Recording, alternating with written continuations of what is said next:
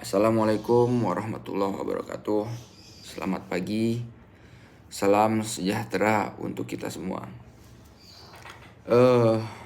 Pertama-tama saya ingin mengucapkan terima kasih. Pada kesempatan ini saya ingin mempresentasikan daripada mata kuliah yang telah saya ambil, yaitu mata kuliah Hukum Laut, Udara, dan Ruang Angkasa yang diprakarsai ataupun yang selaku dosen daripada mata kuliah ini yaitu Bapak Ogi Anda Hafiz Juanda SH LLM CLA. Jadi saya ingin mengucapkan terima kasih atas bimbingan Bapak ataupun materi-materi yang udah Bapak berikan ke kami sehingga kami dapat mampu mengimplementasikannya di dalam video ini. Pertama-tama sebelumnya saya ingin banyak-banyak terima kasih kepada teman-teman ataupun kepada diri saya sendiri sehingga saya mampu untuk menjalankan video ini.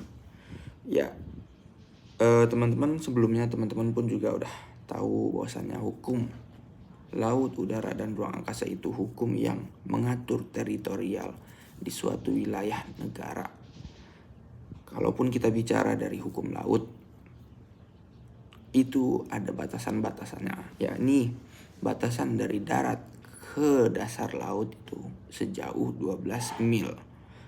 Di batasan-batasan itu terdapat larangan-larangan atau hal-hal yang diperbolehkan atau hal-hal yang tidak diperbolehkan dalam suatu negara jikalau negara lain ingin melintasi wilayah teritorial laut daripada suatu negara, sehingga hal-hal ini diatur oleh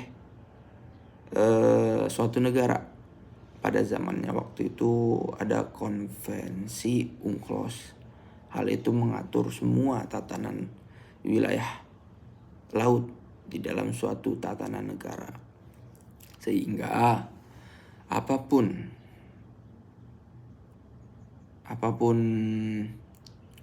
hal-hal yang berkaitan dengan kelautan itu diatur di dalamnya. Di dalam suatu negara mengatur hukum laut atas wilayahnya sendiri. Kemudian kita beralih kepada hukum udara.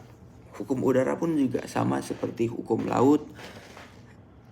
Dari batas wilayah daratan hingga ke ruang udara, suatu negara mengatur hukumnya di atas negaranya sendiri.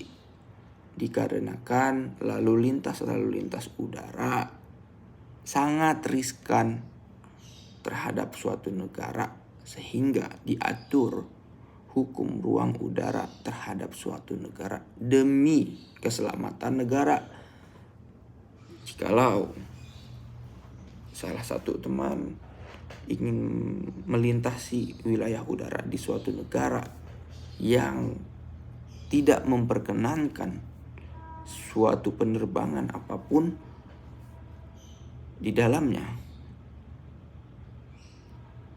oleh karena itu dia tidak boleh melintasi atau melewati batas wilayah udara daripada suatu negara tersebut. Oleh karenanya hukum laut dan udara hampir sama dasar hukumnya. Akan tetapi berbeda di ruang angkasa. Ruang angkasa ini first come first serve. Jadi siapapun yang datang duluan dialah yang dapat memuat segala aturan terhadap ruang angkasa, sehingga tatanan di ruang angkasa ini sangat luas. Siapa dia? Siapa cepat, siapa dapat. Oleh karenanya, akan tetapi di ruang angkasa tetap menganut landasan untuk tidak mencederai karya Tuhan.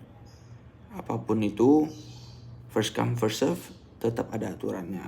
Aturannya diatur di dalam aturan ruang angkasa, sehingga kita mengetahui aturan-aturan hal itu. Dengan begitu kita pun bisa memaknai arti dari pembelajaran hal ini terhadap kaidah-kaidah hukum yang berlaku di suatu negara, baik itu dari hukum laut, hukum udara, maupun hukum ruang angkasa. Sehingga saya sangat berterima kasih atas bimbingan Bapak Ogi selaku dosen daripada mata kuliah ini, dan membuat saya menjadi tahu akan beberapa hal tentang hukum laut, udara, ataupun ruang angkasa. Sehingga saya memaknainya ini adalah suatu challenge terbaru saya. Dan saya mampu saat ini untuk mengimplementasikan hal itu dikarenakan Bapak Ogi. Saya sangat berterima kasih. Oleh karenanya, saya akhiri, billahi taufiq wal hidayah. Assalamualaikum warahmatullahi wabarakatuh. Salam hangat, salam sehat untuk kita semua.